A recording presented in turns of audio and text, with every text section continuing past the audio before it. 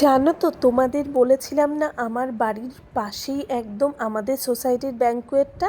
আজকে সেখানে হচ্ছে একটা বিয়ে, আর তার হলুদ কোটা চলছে।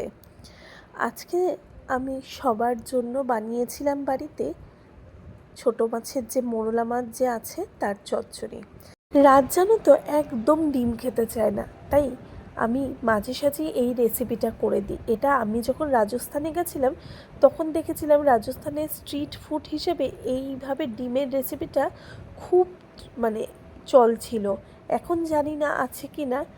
এইভাবে ডিমটা এক সাইডে ভালো করে ভেজে নিলাম আর আরেক সাইডে হালকা করে ভেজে নিয়েছে। পেঁয়াজ লঙ্কা দিয়ে এটা খেতে খুব ভালো লাগে। ওর কাছে নিয়ে যাব কি যে করে। না, এটা আমি কুসুম বার করে যে ইয়ে করে দিচ্ছি, দেখো খুব টেস্টি করে দিচ্ছি। আমি কুসুম বার করে দিচ্ছি না, এইটুকু খেতে পারবা। আগে তুমি খাও, আমি একটা গোটা ডিম আমি কুসুম বার করি না না না না না। এই ডিম খাওয়াতে যে আমার কি ঝামেলা হয়, কিন্তু শেষমেশ ওইভাবে দিলে ও ডিমটা খেয়ে নেয়। আর জানো তো, আজকে আমাদের সোসাইটির ব্যাংকুয়েটে যে বিয়েটা আছে তাতে দেখছি যে বেশিরভাগ সব ফরেনার্স।